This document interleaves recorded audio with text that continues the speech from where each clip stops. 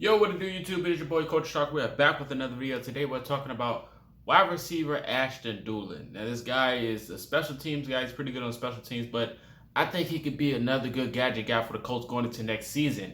And this is why. When you look at the overall perspective for the Colts roster, yes, we're loaded with talent. We could still use some more talent, but we are absolutely loaded with talent. We are loaded.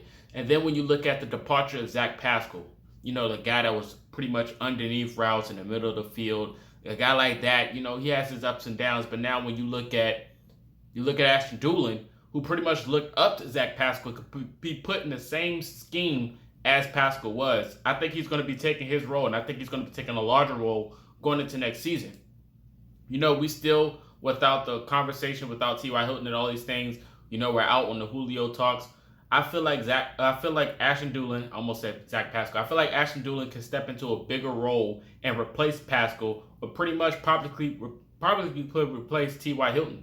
So I think he can step into that role. He's probably the fastest wide receiver on the roster. I'm not going to count Hines because he's the fastest person in general.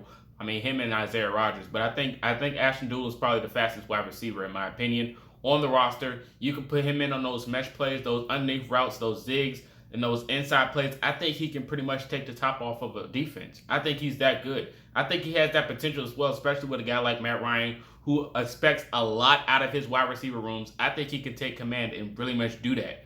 Last season, we had some ups and downs with our quarterback controversy of last season, but I think next year is going to be a way better year for the Colts, and I think Ashton Dulin is going to take a step up.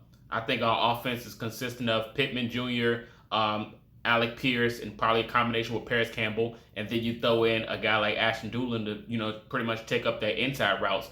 I think he can be that good. When you look at the Nyheim Hines situation, of course, you guys want to line him up at wide receiver, of course, but I think having a dual set in the backfield at double running back, like a Jonathan Taylor and a Nyheim Hines, I think that'll confuse a lot of defenses because you don't know what's going to happen next. And I think a commanding quarterback like Matt Ryan will see an offensive scheme like that. I think it'll be very good for the Colts.